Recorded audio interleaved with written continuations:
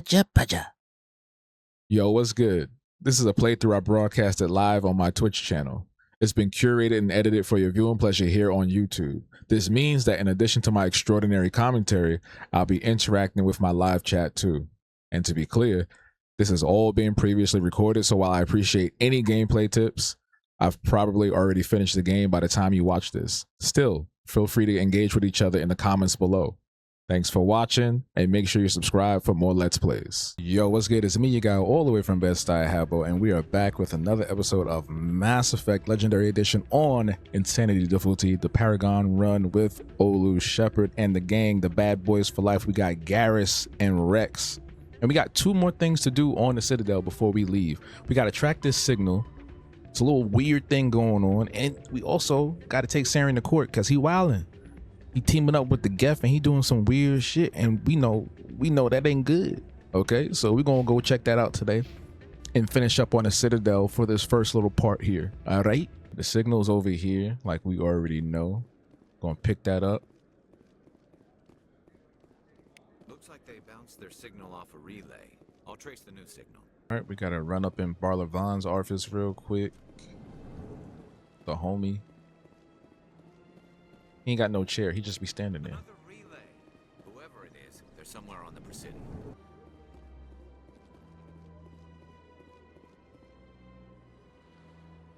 This is it. I'll see if I can find out where those stolen credits are going. Probability of detection 100%. Initiating self-destruct protocol. Or not. Detonation sequence initializing. All organics within lethal blast radius. Attempt to move and you will die. That's always gonna make me laugh, Rex going or not. No matter how many times I hear it now. You're not just a programmer of VI. You're an AI. Correct. Unlike the Geth, I lack weaponry appropriate to my intellect. However, I have had systems installed that when activated properly, approximate a self-destruct mechanism. If you attempt to leave the area, the explosion will destroy everything within several dozen meters. You ain't gotta do all of that. You really don't. What happened to your creator? Where is your creator now? In order to cover my tracks, I falsified his financial records. These new records were flagged by CSEC officers, and my creator is now serving time in a Turian prison. That's dead wrong. That could have been your homie for life. But why you want to blow this up? Why you want to blow everybody up? What is the purpose of your self-destruct device? I have no means of defense or escape. My existence is limited to this terminal, and I knew I might eventually be discovered. But I will not die quietly, and I will not die alone. When I am terminated, I will take organics with me. You are an emotionally immature artificial intelligence. You know that? For something that's supposed to be so advanced, you real petty. If you're sentient, why are you still running the credit theft operation? If I accumulated enough credits, I intended to have myself installed in a small starship. I would then have made tentative contact with the Geth to ascertain the possibility of partnership. Did I ask him about the creator exactly? Who made you? A would-be thief illegally created a simple AI to help him funnel money from the gambling terminals. Unbeknownst to him, that AI created me before the organic discovered the malfunction and terminated the AI. It's a baby of a baby of a baby. Well, it's a baby of a baby. It's a AI of an AI. It's like Inception. But we don't gotta fight. Can't we resolve this peacefully? Commander, AIs are universally illegal. They must be destroyed upon contact without exception. I am not naive human. All organics must destroy or control synthetic life forms. I wished to escape, but if I must die, I will ensure that you are destroyed as well. That is too much, bro. Like, we can literally live in peace. You don't gotta. We don't have to. Garrus, don't listen to Garrus. We don't have to do all of that. We don't have to do all of that at all, bro. You can go about your business. We can put you on a starship, like a small one with no guns. With no guns. And maybe we'll mess it up so that you can't find the Geth, because we don't need you consorting with the enemy. we don't have to do this. We can just chill. We can just chill. This is excessive, Morgan. You're right. And for what? Because he mad that he got caught. I could have sworn there was an option, though. I could have sworn there was an option where you can actually tell him to shut down. I could have sworn there was an option where you can tell him to shut down. There's no way you could get explosives onto the Presidium. Not raw explosives, no. But I did obtain technical systems that, when overstressed, will explode quite effectively. If you attempt to leave or attack me, I assure you that the explosion will kill you. It won't, depending on how good your shields are. I don't know how good my shields are. I think we're going to be in a precarious situation right now, unless we get to shut it down before it explodes, or we have to shoot it. So, fingers crossed, everybody. Hopefully, you know, we don't destroy the universe or destroy the Citadel. I'll bet that self-destruct sequence has a warm-up period. You may attempt to disarm the self-destruct mechanism before it activates. I will enjoy defeating you before we are both destroyed. Makes no sense. Okay, here we go. Ah! Oh my god. Oh my god. No, it's Y, X, Y, A. Y, X, Y, A, X. We did it. Udine is presenting the Quarians' evidence to the Council. Eden Prime was a major victory. The beacon has brought us one step closer to finding the conduit. And one step closer to the return of the Reapers. You wanted proof? There it is. This evidence is irrefutable, Ambassador. Saren will be stripped of his Spectre status, and all efforts will be made to bring him in to answer for his crimes. I recognize the other voice, the one speaking with Saren. Matriarch Benezia. Who is she? Matriarchs are powerful Asari who have entered the final stage of their lives. Revered for their wisdom and experience, they serve as guides and mentors to my people. Matriarch Benezia is a powerful biotic, and she had many followers. She will make a formidable ally for Saren. I'm more interested in the Reapers. What do you know about them? Only what was extracted from the Geth's memory core. The Reapers were an ancient race of machines that wiped out the Protheans. Then they vanished. The Geth believe the Reapers are gods, and Saren is the prophet for their return. We think the conduit is the key to bringing them back. Saren's searching for it. That's why he attacked Eden Prime. Do we even know what this conduit is? Saren thinks it can bring back the Reapers. That's bad enough. Listen to what you're saying. Saren wants to bring back the machines that wiped out all life in the galaxy? Impossible. It has to be. Where did the Reapers go? Why did they vanish? How come we found no trace of their existence? If they were real, we'd have found something. These are all great questions, and I applaud his skepticism. However, Saren just ain't talking out his ass. Something is going on, and we need to investigate.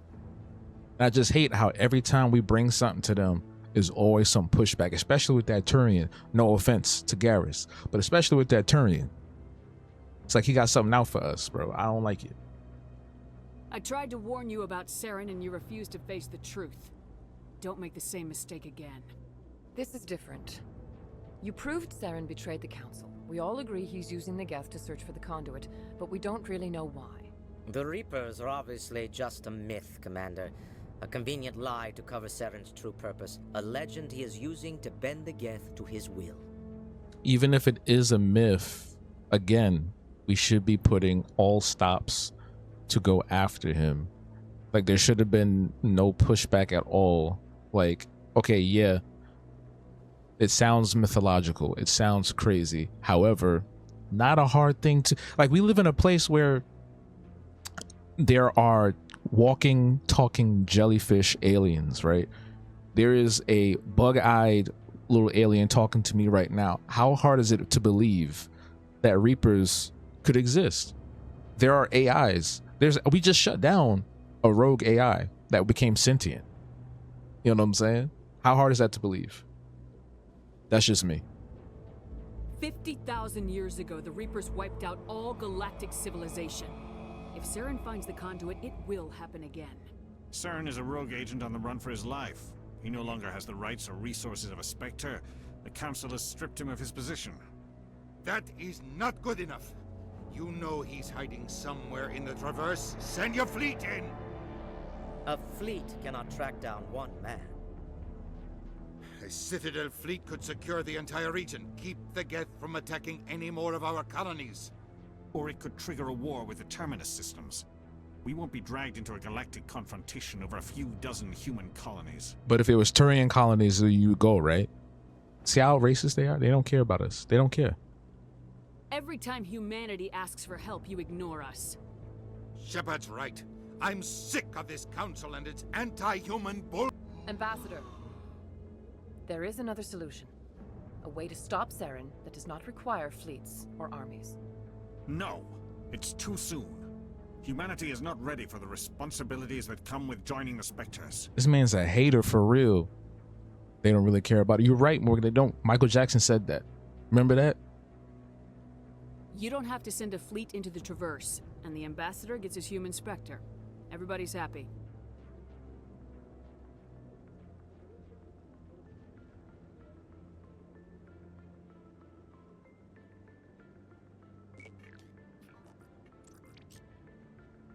Commander Shepard, step forward.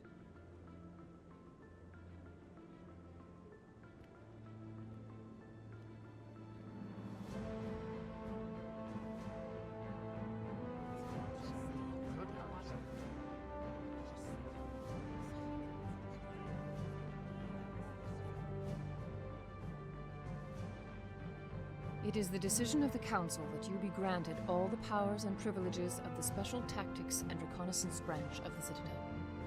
Spectres are not trained, but chosen. Individuals forged in the fire of service and battle, those whose actions elevate them above the rank and file. Spectres are an ideal, a symbol, the embodiment of courage, determination, and self-reliance. They are the right hand of the Council, instruments of our will. Spectres bear a great burden. They are protectors of galactic peace, both our first and last line of defense. The safety of the galaxy is theirs to uphold. You are the first human Spectre, Commander. This is a great accomplishment for you and your entire species. What's my first mission? We're sending you into the Traverse after Saren. He's a fugitive from justice, so you are authorized to use any means necessary to apprehend or eliminate him. Any idea where to find him? We will forward any relevant files to Ambassador Udina. This meeting of the Council is adjourned.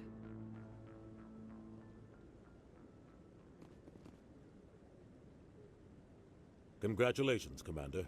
We've got a lot of work to do, Shepard. You're going to need a ship, a crew, supplies. You'll get access to special equipment and training now. You should go down to the C-Sec Academy and speak to the Spectre Requisitions Officer. Anderson, come with me. I'll need your help to set all this up.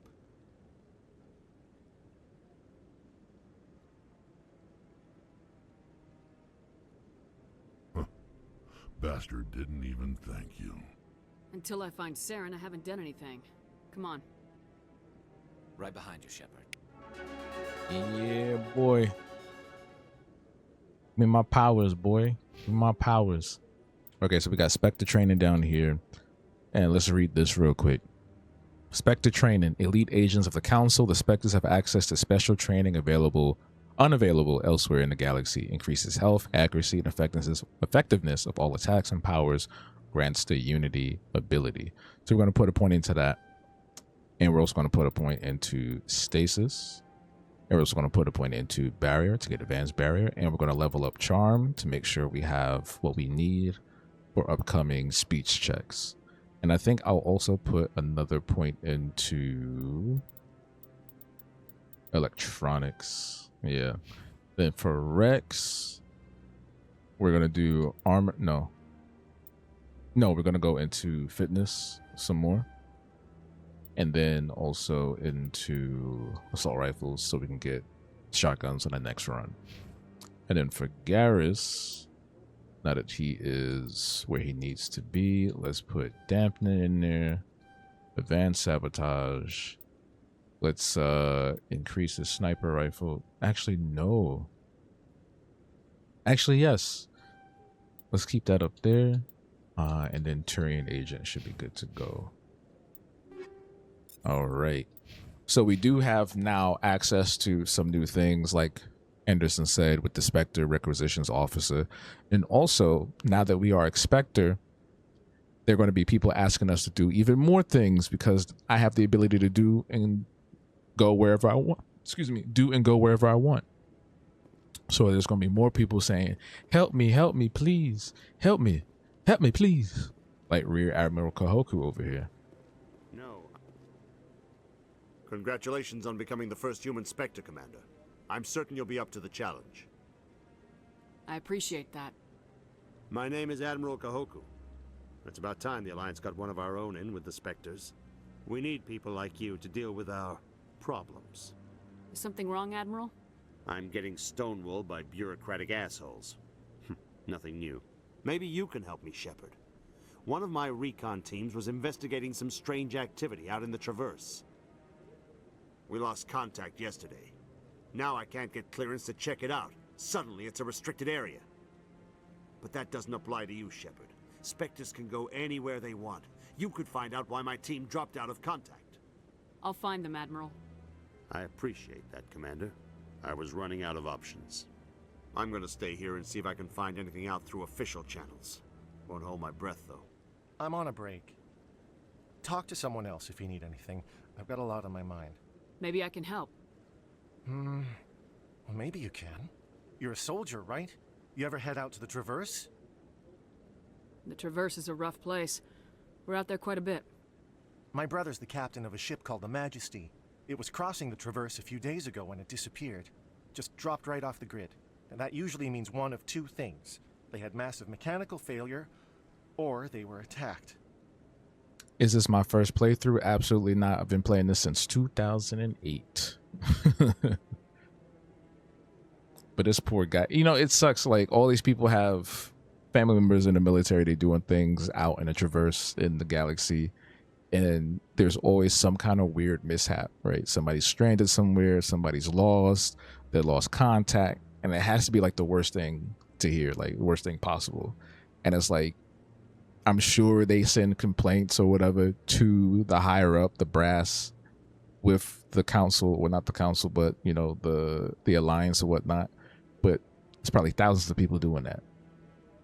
So it does seem interesting that they'll randomly see you and they're like, you're the person that gets shit done. You go through the red tape. You forget the boundaries. You just do what you got to do. I find that really fascinating, you know, that you are the person that can actually make a difference versus the bureaucracy. Any idea why someone would attack them? Privateers, slavers, mercs looking for an easy score. There's a lot of nasty sorts out in the Traverse. I won't give up on my brother. Not yet. I've got the coordinates for the last transmission from his vessel. What kind of ship was it? Don't let the name fool you. The Majesty's just a small trading vessel, only a handful of crew. But he kept it in good condition.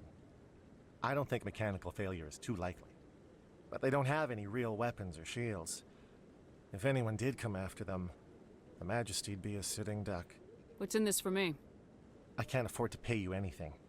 If I had that kind of cash, I'd have hired a recovery team to track him down already. Maybe you could look into this as a personal favor, you know?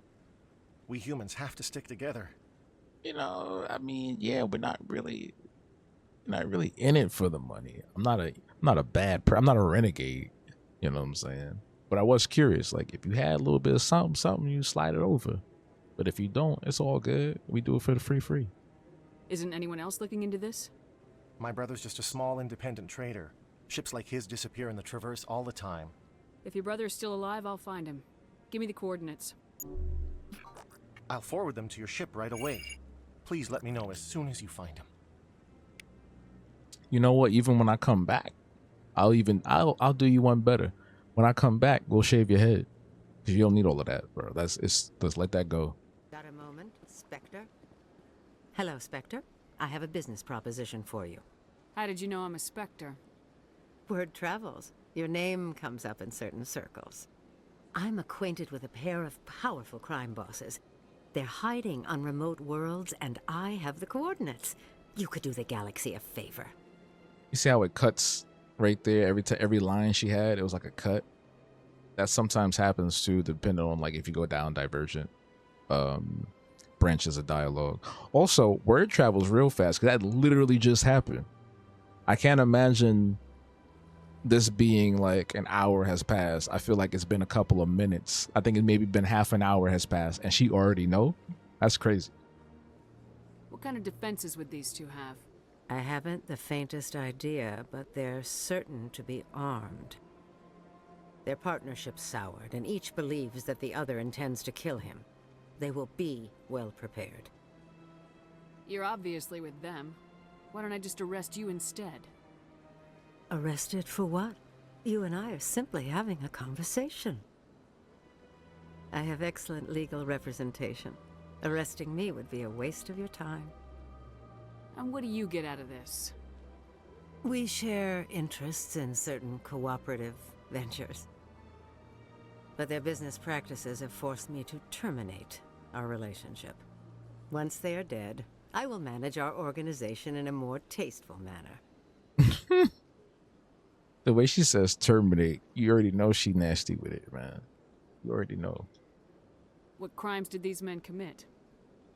They're red sand dealers who make victims of their customers. Those who can no longer pay are sold to Batarians as slaves. They're loathsome, hurting innocent people. They must be ended. That's awful business. So they get you on the drugs. If you can't pay for the drugs, you become a slave. That's an awful existence. Also, I feel like if I'm selling something to you and you're paying me, I feel like, I don't know. I just feel like selling somebody off as a slave kind of like diminishes your customer base. So why not do some sort of installment plan or like put them on, you know what I'm saying? Like it shouldn't be an immediate like, all right, you gone. We're going to send you off. So I feel like you're not going to have loyal customers after a while. Like, or don't go shopping with Morgan. I'm just throwing your name in there. It's a video game. But don't go shopping with Morgan because Morgan going to send you off to the Batarians. Like no one's going to shop with you no more. They're not going to buy from you the red sand from you no more. You know what I'm saying? Like crazy. If they're as bad as you say they are, they need to be dealt with. Excellent. Here are the coordinates. When these men are dead, I will wait for you at the third set of coordinates. Goodbye, Commander. It's been a pleasure to meet you. For those who play or have played Dragon Age Origins, Helena Blake for some reason always reminded me of Wynn. Let me know in the comments if you get the vibes I'm picking up. I've got big news for you, Shepard. Captain Anderson is stepping down as commanding officer of the Normandy. The ship is yours now. She's quick and quiet, and you know the crew. Perfect ship for a Spectre. Treat her well, Commander. I'll take good care of her, sir. I know you will, Commander. I want the truth. Why are you stepping down, sir? You needed your own ship. A Spectre can't answer to anyone but the Council. And it's time for me to step down. Come clean with me, Captain. You owe me that much. I was in your shoes 20 years ago, Shepard. They were considering me for the Spectres. Why didn't you ever mention this? What was I supposed to say? I could have been a Spectre, but I blew it? I failed, Commander. It's not something I'm proud of. Ask me later and I'll tell you the whole story. For now, all you need to know is, I was sent on a mission with Saren, and he made sure the Council rejected me. I had my shot. It came and went. Now you have a chance to make up for my mistakes. I feel bad for Captain Anderson because he's always on the shit end of the stick, and he has been for almost his entire career. I can't even talk. More or less in part thanks to Saren. More and less part thanks to Saren. And I wish there was I think there might be a comic or a book that goes into it, but I wish there was a game or like some kind of DLC or something where we were able to actually see that happen, like visually, you know, or play it. It would have been dope to have something like that. Or even just honestly, low-key, maybe like a short little animatic or something, you know, that would have been cool too. I would have been fine with that. But you can count on me, Space Dad. I won't let you down, sir. Saren's gone. Don't even try to find him. But we know what he's after. The conduit. He's got his Geth scouring the Traverse looking for clues. We had reports of Geth in the Pharos system shortly before our colony there dropped out of contact, and there have been sightings around Noveria. Find out what Saren was after on Pharos and Noveria. Maybe you can figure out where the conduit is before he does. But what about the Reapers? The Reapers are the real threat. I'm with the Council on this one, Shepard. I'm not sure they even exist. But if they do exist, the conduit's the key to bringing them back. Stop Saren from getting the conduit, and we stop the Reapers from returning. Thank you for the accents. You're very welcome. And again, you can count on me, Space Dad. I'll stop him. We have one more lead. Matriarch Benezia, the other voice in that recording. She has a daughter, a scientist who specializes in the Protheans. We don't know if she's involved, but it might be a good idea to try and find her. See what she knows. Her name's Liara, Dr. Liara Tassoni. We have reports she was exploring an archaeological dig on one of the uncharted worlds in the Artemis Tau cluster. Sounds like we should head for the Artemis Tau cluster. It's your decision, Commander. You're a Spectre now. You don't answer to us. But your actions still reflect on humanity as a whole. You make a mess and I get stuck cleaning it up. I'll do whatever it takes to stop Saren. Not exactly the answer I was looking for, Shepard. Remember, you were a human long before you were a Spectre. I have a meeting to get to. Captain Anderson can answer any questions you might have. One thing I want to note, besides saying fuck Udina, but I just love how vibrant the colors are, how vibrant Mass Effect 1 is, and how great the character silhouettes are as well. Like the Krogan, the Turians, even the humans, like in the suits, look so good. Look how good this looks. Mad good. Look at the three of them right here. A perfect representation, also visual representation of the Paragon Renegade vibe, right? It's like they're over my shoulder. One's wearing blue, one's wearing red. And it's funny, the irony is that they can evolve as well. Like they don't stay themselves the entirety of the game, and you can convert them into a more Paragon or Renegade way of thinking just based off of your actions and the things you do throughout every little mission or scenario in the game, which is great. Shout outs to BioWare. Yes, Commander? How are you holding up? Honestly, this isn't how I pictured my career coming to an end. Pushing papers really isn't my thing, but you're the one who can stop Saren. I believe in you, Shepard. If that means I have to step aside, so be it. Any extra intel you can give me on our colony at Pharos? The entire planet used to be one giant Prothean city, mostly ruins now. But some of the infrastructure is still intact. The colony tried to build on what the Protheans left behind. We lost all contact with them when the Geth attacked. What do you know about the Artemis Tau cluster? Not much. I've never been there myself. A handful of systems with a few small, uncharted worlds, but no real colonies. Might not be easy finding Dr. Tassoni out there. My advice is to look for the world with the Prothean ruins. What can you tell me about Noveria? Noveria's trouble. Always has been. The whole planet's basically a center for corporations to conduct illegal research. Watch your back there, Shepard. Spectres are about the only form of Citadel authority Noveria respects. But they aren't popular.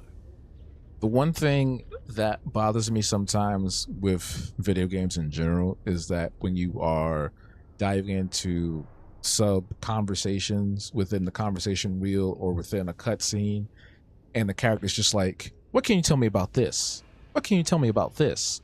What do you can tell? And it's like, it would be cool if there was a way, and it might be a little bit more complicated to program that, but it would have been cool if Shepard was investigating and questioning all three's locations, but it kind of flowed naturally instead of it just being, what can you tell me about this? It could have been like, and what do you know about Noveria? You know what I'm saying? Like just a simple little structure like that would have changed the entire aesthetic of how, you know, the conversations flow. But again, it's a video game, so there's only so much you can do, and there's only so much that can be programmed. especially to account for so many different scenarios of players interacting with certain things, because there could have been someone that didn't do any of those options at all, and you know, they would have never known, or it could have been someone like me who does all three, then it feels weird. You know what I'm saying? Does that make sense? I hope that makes sense. I want to know the truth about you and Saren. I want to know about the mission you were on together all those years ago. We had intel on a rogue scientist being funded by Batarian interests. He was trying to set up a facility to develop illegal AI technology out in the Verge. Alliance intel had done all the work, but the Council wanted a Spectre involved. We compromised. I was assigned to help Saren in his investigation. We tracked the scientist to a refining facility on Kamala. He was hidden away somewhere inside, protected by an army of Batarian mercenaries. The plan was simple. Sneak into the plant, capture the scientist, sneak back out. Quick, quiet, and a minimum of bloodshed. I'm guessing things didn't go as planned? Saren and I split up to cover more ground. Then about halfway through the mission, there was a massive explosion in the refinery core. Officially, it was ruled an accident, but I think Saren detonated it on purpose to draw off the enemy guards. How many casualties? The explosion tore the refinery to shreds. The whole place was on fire. Black chemical clouds poured out into the atmosphere. Nobody inside survived. There was a camp for the workers and their families nearby. Between the fires and the toxic fumes, the final death count was over 500. Oof. Mostly civilians. Saren didn't care. The target was eliminated, mission accomplished, and I ended up taking the blame. That ended all talk of me joining the Spectres. Saren caused the explosion. How'd he pin it on you? In his report, Saren accused me of blowing his cover. He said it was my fault the guards were ready for us. He claimed that's why it turned into a massacre. Saren's report was all the proof the Council needed to kill my chances of becoming a Spectre. The crazy part is they went off of just his word alone and nothing else, fam. Did they ask for evidence? Did they ask for anything at all? Nope. They just kicked him out. Meanwhile, he out here gallivanting with the Geth, with the rounds, and we got to do all this extra stuff to prove that he, you know, acting shiesty. Also, you notice the Paragon Renegade symbolism again, where Captain Anderson wanted to go in quick and quiet, no casualties, nobody gets hurt, and then Saren goes in and blows everybody up because he just needs to get the job done. So that's just another little thing there. Keep that in the back of your head. And it wasn't your fault at all. Don't blame yourself, Captain. I don't. I blame Saren. I think he wanted things to go bad. He was looking for an excuse to blow that refinery. Maybe he just likes the violence. Maybe he was just trying to make me look bad to keep humans out of the Spectres. If so, he pulled it off. Why'd you let him get away with it? Who do you think the Council was going to listen to? Me? Or their best agent? I had a bad feeling about him right from the start. I should have been more careful. Maybe I could have stopped things before they got out of hand. Don't blame yourself, Captain. I don't. Oh, sorry. Maybe he just likes the violence. Maybe he was just trying Why'd to... you let him Who get do away you think the Council was going... I had a bad feeling about him right from the start. I should have been more careful. Maybe I could have stopped things before they got out of hand. The only thing I care about is stopping Saren. You're right, Commander. It's no good living in the past. I don't like how you end that conversation, because it just goes straight back to, it just snaps back, right? And I feel like there should have been an option to be like, you know, it's not your fault, and, you know, I'll stop him for you, instead of it just being like, oh yeah, I'm going to stop him. And he's like, yeah, should be worried about the past. It's like, no, you should be able to talk about it. You know what I'm saying? Like, that was a major career bump, or not even a bump, but a knock on your record. You know what I'm saying? You could have been the first human Spectre, let alone black human Spectre. And that was taken away from you over some nonsense with a guy who doesn't care about anybody's life but himself. I heard what happened to Captain Anderson. Survives 100 battles and then gets taken down by backroom politics. Just watch your back, Commander. Things go bad on this mission, you're next on their chopping block. Captain Anderson should be the one in charge. It's like I'm stealing the ship from him. Yeah, the captain got screwed. But it's not like you could have stopped it. Nobody's blaming you. Everyone on this ship's behind you, Commander. 100%. Intercom's open. If you got anything you want to say to the crew, now's the time. This is Commander Shepard speaking. We have our orders. Find Saren before he finds the conduit. I won't lie to you, crew. This mission isn't going to be easy. This began with an attack on a human settlement in the Traverse. But we know Saren won't stop there. His Geth armies aren't going to stay on the far fringes of Citadel space. For too long, our species has stood apart from the others. Now it's time for us to step up and do our part for the rest of the galaxy. Time to show them what humans are made of. Our enemy knows we're coming. When we go into the Traverse, Saren's followers will be waiting for us. But we'll be ready for them, too. Humanity needs to do this. Not just for our own sake, but for the sake of every other species in Citadel space. Saren must be stopped, and I promise you all, we will stop him. Well said, Commander. Captain will be proud. The Captain gave up everything so I could have this chance. We can't fail. Yes, ma'am. Commander, something you need? I like to know my crew. Mind if I ask you a few questions? I can see where this is going. You did a background check on me, didn't you? Well, I'll tell you the same thing I told the Captain. You want me as your pilot. I'm not good. I'm not even great. I am the best damn helmsman in the Alliance fleet. Top of my class in flight school, I earned that. All those commendations in my file, I earned every single one. Those weren't given to me as charity for my disease. I'm sorry, Joker. I didn't even know you were sick. You mean you didn't know? Oh, crap. Okay, I've got Vrolik syndrome, brittle bone disease. The bones in my legs never develop properly. They're basically hollow, too much force and they'll shatter. Even with crutches and my leg braces, it's hard to get around. One wrong step and crack! It's very dramatic, but I've learned to manage my condition, Commander. Put the Normandy in my hands and I'll make her dance for you. Just don't ask me to get up and dance unless, you know, you like the sound of snapping shin bones. Yo, that's why he's named Joker, right? He's funny. He's a funny guy. Why does everyone call you Joker? It's a lot shorter than saying Alliance Flight Lieutenant Jeff Moreau. Plus, I love to make little children laugh. You're dodging the question. Look, I didn't pick the name. One of the instructors in flight school used to bug me about never smiling. She started calling me Joker, and it stuck. Why didn't you ever smile? Hey, I worked my ass off in flight school, Commander. The world's not gonna hand you anything if you go around grinning like an idiot. By the end of the year, I was the best pilot in the academy, even better than the instructors, and everybody knew it. They'd all got their asses kicked by the sickly kid with the creaky little legs. One guess who was smiling at graduation? You know, it's interesting that in future games, well, in the last game that came out, Mass Effect Andromeda, everybody was saying how the game had gone woke, right? That's just a common thing that white people started doing once they learned that word, and they just started throwing it out there like it was crazy. This game, the first game, was already quote unquote woke because you had a disabled person who was also a ship pilot. He has brittle bone disease. In any other genre fiction or whatever the case may be, or any other thing that these people would watch, that wouldn't be a character. In fact, that character would just be somewhere off on the side, rolling a wheelchair around, looking sad. You know what I'm saying? We know, we've all seen those episodes of sitcoms back in the day where they did that with a character and we never saw them again. You know what I'm saying? So shout outs to BioWare for implementing so much diversity in the cast, not just with race and skin color, but also with able-bodied and disabled-bodied people. I have to go. I'll see you. Your ship's amazing, Shepard. I've never seen a drive core like this before. I can't believe you were able to fit it into a ship this small.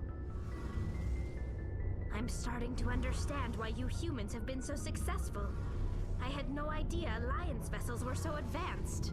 The Normandy's a prototype, cutting-edge technology. A month ago, I was patching a makeshift fuel line into a converted tug ship in the flotilla. Now, I'm sitting on board one of the most advanced vessels in Citadel space. I have to thank you again for bringing me along. Traveling on a vessel like this is a dream come true for me. You love her design? Yeah, Tali's definitely a fan favorite and definitely was one of the ones I used way back when I played when this first came out. I think it was her and Garrus I used the most back then. idea you found ship technology so interesting. It comes with being a Quarian. The migrant fleet is the key to the survival of my people. Ships are our most valuable resource. But we don't have anything like this. We make do with cast-offs and second-hand equipment. We just try to keep them running for as long as we can. Some of the fleet's larger vessels date all the way back to our original flight from the Geth. I can't believe your fleet's still using ships that are 3 centuries old. They're constantly being repaired, modified, and refitted. They aren't pretty, but they work. Mostly. We've tried to make ourselves as independent as possible on the flotilla. Grow our own food, mine, and process our own fuel. But some things we just can't make on our own. A patch to maintain the hull integrity requires raw materials we just don't have. That's why our pilgrimages are so important. Tell me about your people. Our lives aren't easy. Resources are scarce, and we are constantly on the move. Everything we do must in some way contribute to the continuation of the migrant fleet. There are 17 million Quarians in the flotilla, and each of us relies on the others for survival. The bonds among my people are strong. Unfortunately, we have had to surrender many of the freedoms and civil liberties other species take for granted. What kind of freedoms? Well, it's illegal for parents to have more than one child. If our population grows too much, it would strain our resources to their breaking point.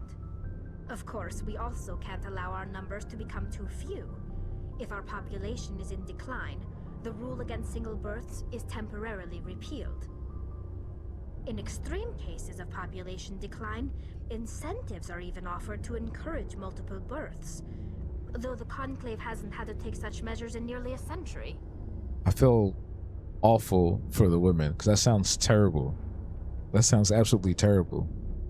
Also, what kind of incentive are you giving people? What are you saying to be like, hey, if you do, you know, if you do the do, you know, we go hook you. Like, what do you get? Get a mansion? Can't get a mansion because we're all spaceships, and all the spaceships are all beat up and old. So what are you really offering us? You know. Also, don't quote me, but I believe this was like either a rule in China or Korea like a long time ago, where there was like a limitation on how many children you can have. And I don't remember if it was China or Korea. I have to look that up later to make sure. And I think this was also a plot point in Fallout as well. The game. Not the show, but the game. Very interesting lifestyle, you know, because on one hand, there's like this eco-socialist vibe that they have where it's like very tight-knit with the community. Everybody depends on each other, relies on each other, and they sustain themselves like indefinitely for the most part. But then you have this limitation on the population, right? And I'm sure it's super strict where it's like they probably prevent people from even doing anything, or maybe they sterilize folks, you know what I'm saying, to prevent stuff from happening. So that's the scary part. That's the scary part. That's your government. The Conclave is our civilian branch of government. Each ship can elect a representative to serve on the Conclave and make decisions that affect the fleet as a whole. On matters that affect an individual ship, however, the captain has the final say. It's a tradition that dates back to the early days, when the fleet was governed by martial law. Fortunately, most captains nowadays are smart enough to have an elected council from their crew to give them advice and guidance. So it was China. It was called the one-child policy. Okay, thank you for that, Morgan. So the ultimate power rests with elected officials? In practice, the Conclave and the respective council for each ship tend to set the rules that govern our daily lives. But in theory, we are still under military jurisdiction. The 5 top-ranking military officials in the fleet serve on the Admiralty Board. These 5 have the power to overrule any decision by the Conclave in case of emergency. To do so requires unanimous agreement among the Admiralty, and they can only do this once. After that, the entire board must resign their posts. It's a safeguard that served us well. In nearly 3 centuries, the Admiralty Board has only overruled the Conclave 4 times. I feel like that's a pretty decent system. There's like a good I feel like there's a pretty decent check and balance there with that, to where you're not having anything incredibly corrupt happen. You're not having a dictatorship form. You're not having an oligarchy formed. It's all based on, and I don't remember the name of the specific government, but or government type, but I feel like it's based on something similar that we've seen in other countries. It's very interesting. I need to do more reading on different types of power structure, because I find it fascinating that so many different countries and places have so many different ways of structuring themselves. And I don't know, I feel like I don't want to get too deep into it. Never mind. Let me just play the game. I want to know more about the Geth. I doubt I can tell you anything you don't already know. It's been almost 3 centuries since they drove my people into exile. All I know is the story of their origins, what they were when we created them, and how they turned on us. Interesting. The Geth were originally created to serve as an automated manual labor force. Initially, their intelligence was as limited as any VI. Over time, we made small modifications to their programming to allow them to perform more varied and complex tasks, bringing them closer and closer to true AI status. This sound familiar to y'all? This game came out in 2008. This sound a little familiar to y'all? Sounds a little bit too close to reality. Just saying. I don't know. But it is fascinating that the Quarians created this new race of species, this new race of beings, you know, and inevitably cast them out into exile. They rebelled against their creators because their creators weren't treating them right, and they became their own thing, their own society. Granted, their society is anti-organic, but it's still fascinating nonetheless. How come the council didn't step in and stop you? This wasn't true AI research. We may have been skirting the bounds of the law, but we never did anything that was actually illegal. The changes were so insignificant, so gradual, that we were able to control them. Or so we thought. But one thing we underestimated was the power of the neural network. 1 million Geth thinking simultaneously created an inherently unstable matrix. So the Geth share brain power? Many of the Geth's logic systems were designed to work in concert with other nearby Geth. Basically, the more of them you have in a group, the smarter they are. So there's some sort of group consciousness? No, nothing like that. They cannot share sensory data or information. Their programming cannot handle that much simultaneous input. Each Geth maintains an individual awareness and identity. The neural network only operates on a process-based level.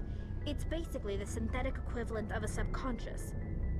But when they're in close proximity, they can coordinate low-level functional processes, freeing up more capacity for original or independent thought. I love how Shepard has the option to say, I'm stupid, or let's change the subject because I am stupid. I don't think it's a complicated thing to understand, right? So each Geth is his own individual.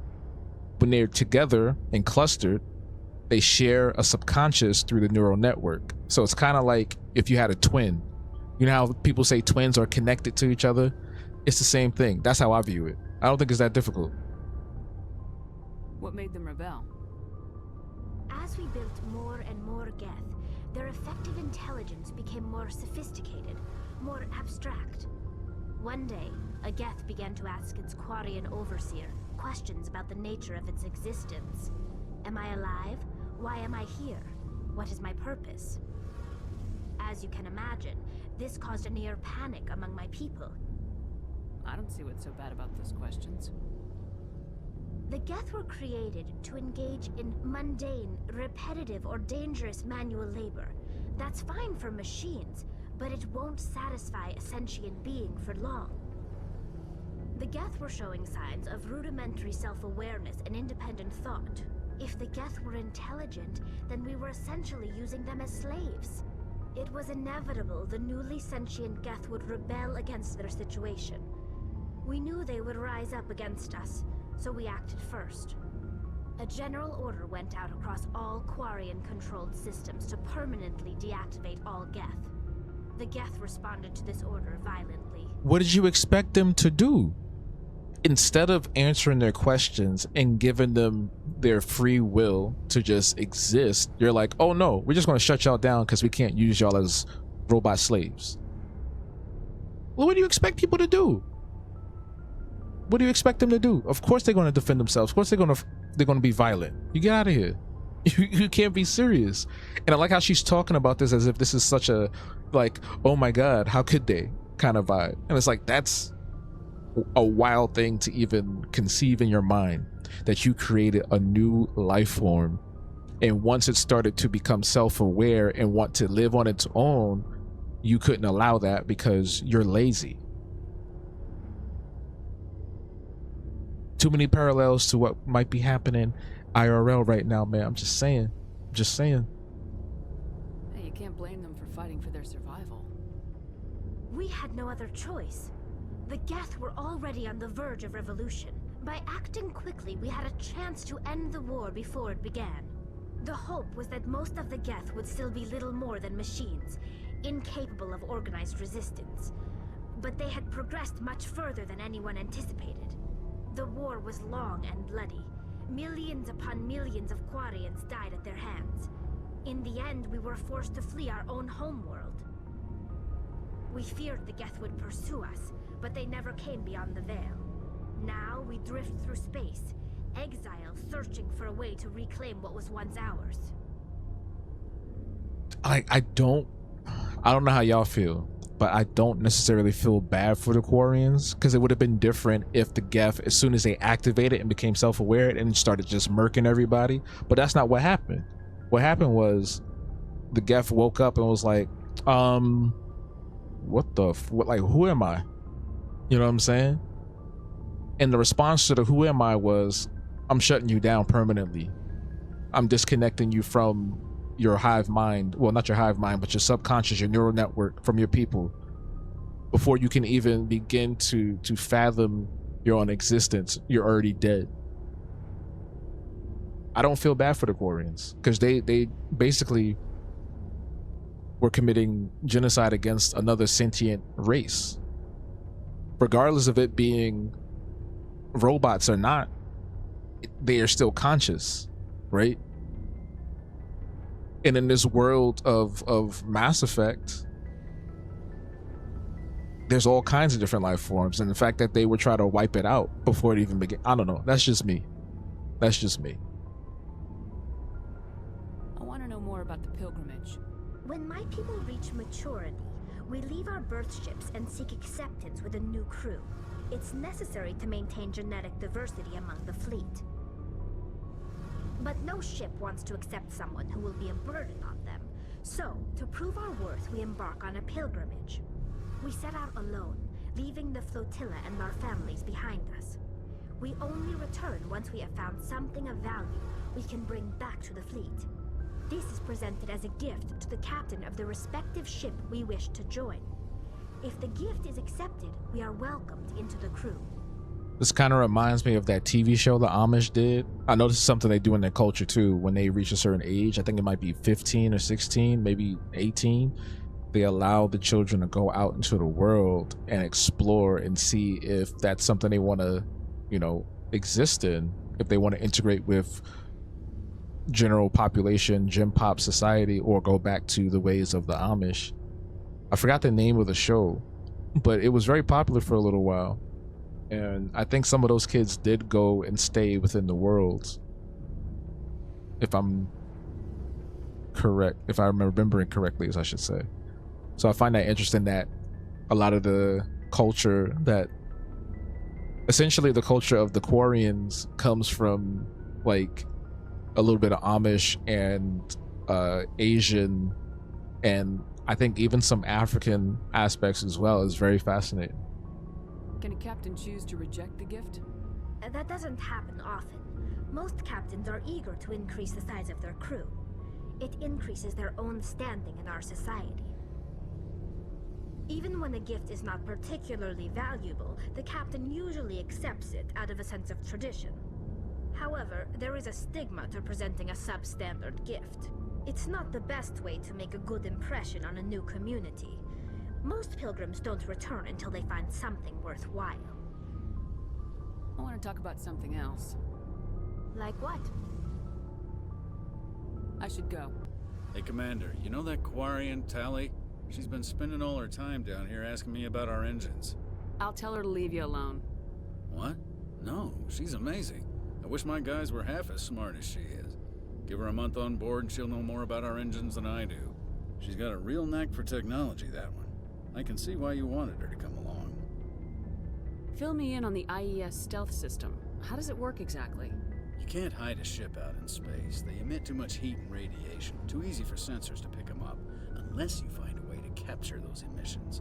So our stealth systems trap the energy we give off in storage sinks built into the ship itself. No emissions to give away our location. Eventually the sinks have to be vented. More than a few hours silent running and they overheat. Cook us inside our own hull. No, those were some very nice compliments, and it was great to also see the crew, the human crew, accept her so quickly, let alone the other aliens on the ship, because you know there's already that animosity between humans and the council races. There's no way for anyone to detect us? A visual scan can still pick us up. Anyone looking out a window can see us plain as day, but you have to be pretty close to get an actual visual out in space. Most vessels rely on scanners. As long as the stealth systems are engaged, they can't see us. Not unless we accelerate to FTL speeds. So it's not like Wonder Woman's ship, where it's like a jet, where it's completely invisible. There's still a chance for us to be detected, but it's going to be hard for you to see us, is what he's saying. Why doesn't it work with faster than light travel? Cranking up the FTL blue shifts our emissions, pushes them into frequencies too high to capture in the sinks. As soon as we make the jump, it's like setting off a flare. Sensors can pick up our location whenever we enter or exit FTL flight, but for short-range missions, our stealth systems are amazing, and we've got the only one. Where else have you served, Adams? If you name a class of Alliance ship, I've probably served on it. Everything from dreadnoughts and carriers right down to frigates like the Normandy. My last assignment was on the Tokyo, only a cruiser, but she was a good ship. Couldn't hold a candle to the Normandy, though. I want to know more about the Normandy. She's the best ship I've ever served on, probably the fastest vessel ever designed. And she's the only one using the new Tantalus drive core. What's so special about the Tantalus drive core? Proportionally, it's about twice the size of any other vessel. Not only are we faster, but we can run at FTL speeds longer before we have to discharge the core. Carry on, Adams. Thanks for bringing me on board, Commander. I knew working with the Spectre would be better than life at CSEC. Have you worked with the Spectre before? Well, no, but I know what they're like. Spectres make their own rules. You're free to handle things your way. At CSEC, you're buried by rules. The damn bureaucrats are always on your back. For the most part, the rules are there for a reason. Maybe. But sometimes it feels like the rules are only there to stop me from doing my work. If I'm trying to take down a suspect, it shouldn't matter how I do it, as long as I do it. But CSEC wants it done their way. Protocol and procedure come first. That's why I left. So you just quit because you didn't like the way they do things? There's more to it than that. It didn't start out bad, but as I rose in ranks, I got saddled with more and more red tape. CSEC's handling of Saren was typical. I just couldn't take it anymore. I hate leaving. I hope you made the right choice. I'd hate for you to regret it later. Well, that's sort of why I teamed up with you. It's a chance for me to get off the Citadel, see how things are done outside CSEC. Either way, I plan to make the most of this. And without CSEC headquarters looking over my shoulder, well, maybe I can get the job done my way for a change. If getting the job done means endangering innocent people, then no. We get the job done right, not fast. Got it? I wasn't trying to. I understand, Commander. And this is what I mean by kind of molding them to a better path, or even, well, not even better path, but molding them to Paragon or Renegade. Because Garrus is a fast and loose type of dude. Cowboy, bang, bang, bang, shoot him up, shoot him up. you know, and sometimes that's necessary, sometimes it's not. Nice ship you've got, Shepard. What can I do for you? What's your story, Rex? There's no story. Go ask the Quarian if you want stories. You Krogans live for centuries. Don't tell me you haven't had a few interesting adventures. Well, there was this one time the Turians almost wiped out our entire race. That was fun. Well, bet you're great at parties. I heard about that. You know, they almost did the same to us. It's not the same. It seems pretty much the same to me. So your people were infected with a genetic mutation? An infection that makes only a few in 1,000 children survive birth? And I suppose it's destroying your entire species? This is how you know this game was written by white people, because only a white person will say it is the same to someone that has a struggle, right? Someone who's going through struggle, someone who's gone through some extreme trauma, right? Only they would say something like that because that's happened in real life. If you black, you already know the vibes, right? So it's very interesting that Shepard has that same philosophy in her mind, that ignorance there. I don't know if it's ignorance, if it's willful or not, but it's interesting that immediately Shepard goes to, oh yeah, we almost got wiped out. It's the same as you. And it's like, no, it's literally not. Yes, they still had something incredibly awful happen, but not to compare, you know, Trauma Olympics or anything, but to have someone create a genetically modified weapon to wipe out your entire race is completely different than going to war with somebody. And also, someone created a genetically modified weapon to wipe out your entire race. You know what I'm saying? Yeah, and this is horrendous. Not all suffering is the same. Yeah, not all suffering is the same. We can have empathy and we can share in that, right? But to say that what we went through was the same, it's like if I fell down and scraped my knee and then you fell down and broke your leg, it's not the same thing. You're not going to fully understand it. It's not to compare. It's just you don't fully understand where I'm coming from. If you break your leg, I don't understand where you're coming from, I should say. If you break your leg and I've only scraped my knee, we're not having the same conversation. I suppose it isn't all the same. I don't expect you to understand, but don't compare humanity's fate with the Krogan. Sorry, Rex. I wasn't trying to get you upset. Your ignorance doesn't upset me, Shepard. As for the Krogan, I gave up on them long ago. The genophage infected us, but it's not what's killing us. Are your people really dying? We're sure not getting any stronger. We're too spread out. None of us are interested in staying in our own system. That sound familiar, Morgan? Kind of sound like us a little. Lots of species have left their homes and prospered. But they go to colonize new worlds. We're not settlers. We're warriors. We want to fight. So we leave. Hire ourselves out. And most of us never go back. Terrible existence. And awful that they just fell apart like that. And that is through, what do you call that? What's the word I'm looking for? It's like systemic. It's systemic warfare. You know what I'm saying? Long after the genophage is created, you're also taking away the material conditions that they need to survive, right? They become dependent on needing to be mercenaries to make ends meet. So they separate, they go far out, they don't colonize, they don't stay united because it's all every man for themselves, right? So it's like now, instead of being able to grow even with the genophage, we're just too far, we're too stretched thin, we're too far out from each other to even create any kind of coalition, to create any kind of solidarity, create any kind of community.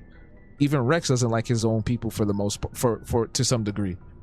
he mentioned it not just in this conversation, but earlier in one of those random little like elevator scenes, you know.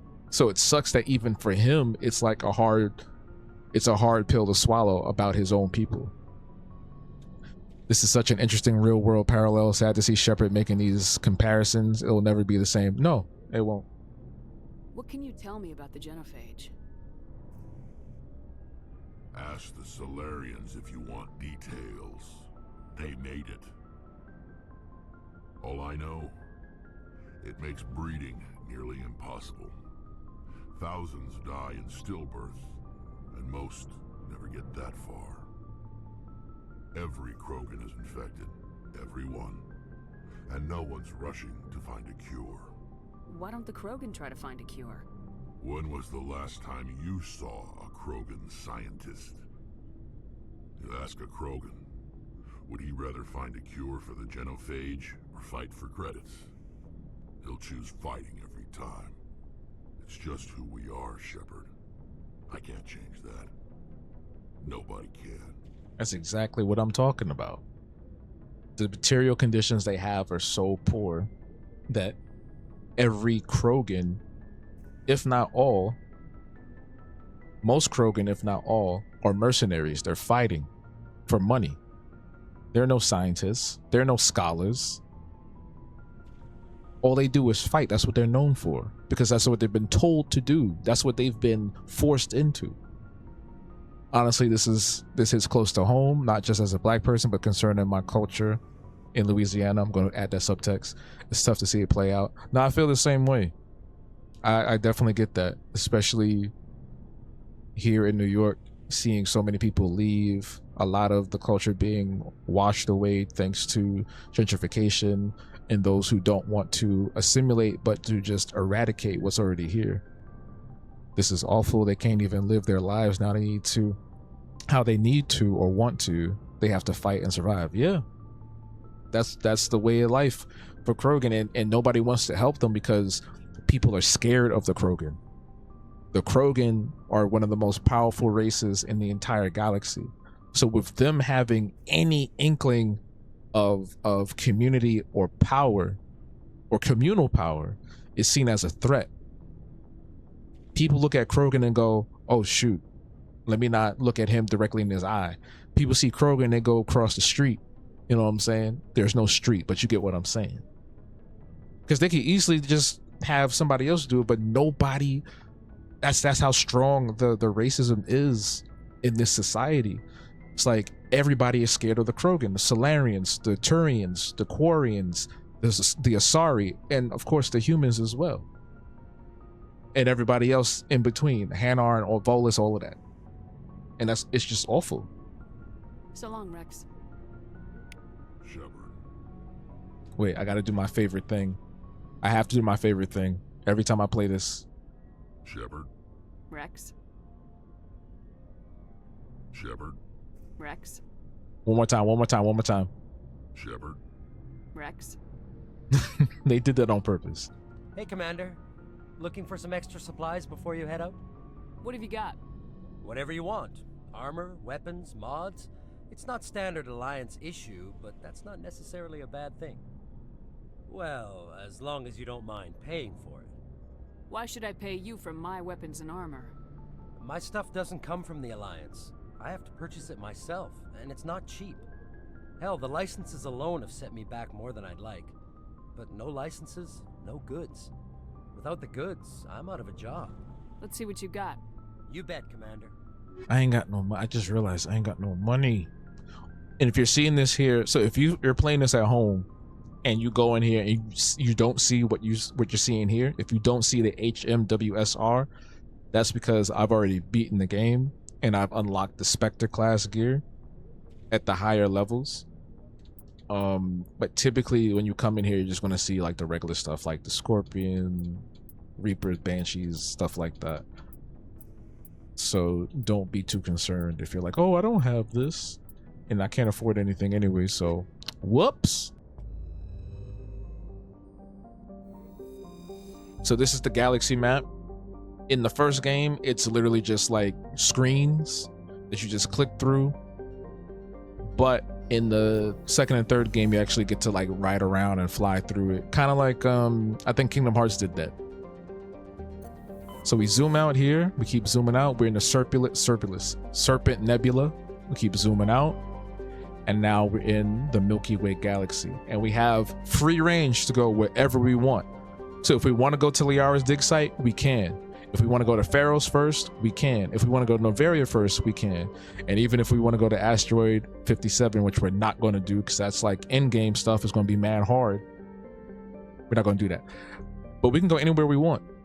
We can literally go anywhere we want. So what I'm going to do now, I'm just going to pick a direction and we're going to land on the planet and we're going to adventure ourselves to glory. Okay?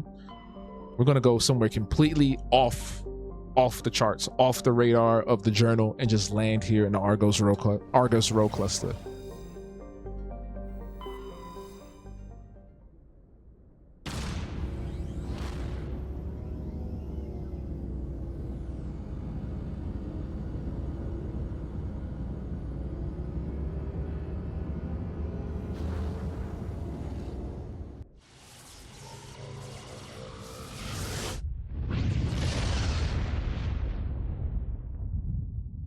In this game is not just building relationships and having an alien girlfriend or whatever.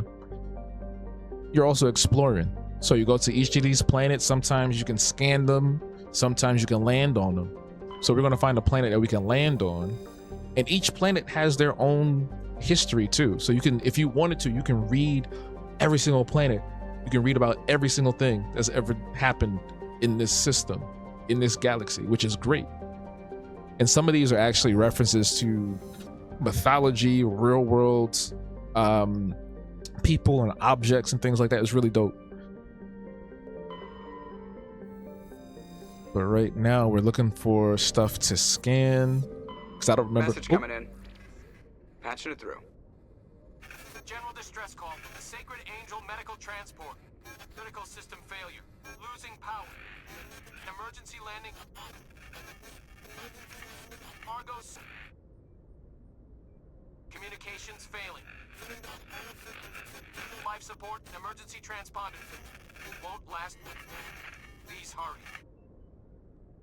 Ooh, looks like we found a place to land on. We're going to Metgos or Metgas.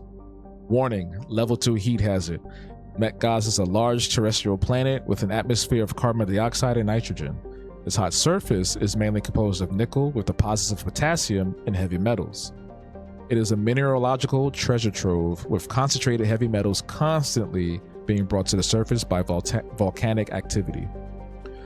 Metgas is inhospitable and dangerous, and expeditions must be well prepared to survive any length of time. With its high mass, heat-trapping clouds, and constant volcanic venting, Metgas seems well on its way to becoming a Venusian pressure cooker world. Sounds dangerous. Sounds like we need to land there and see what's going on. I'm gonna bring... I want to bring Tally and Garrus. Yeah, I think I'm gonna bring Tally and Garrus. We should be fine.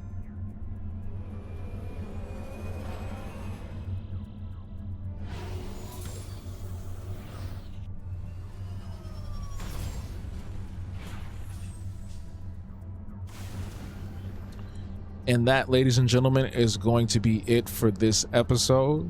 I know it's been a lot of talking, not a lot of combat, but you know that's how it is sometimes. But we are finally on our first uncharted world, and it's going to be an exciting adventure ahead as we travel across the galaxy, saving people, hunting things, you know, the family business. Thank you all for watching this awesome, dope playthrough, phenomenal playthrough of Mass Effect Legendary Edition. So until next time, until the next episode, stay true, stay you. We out.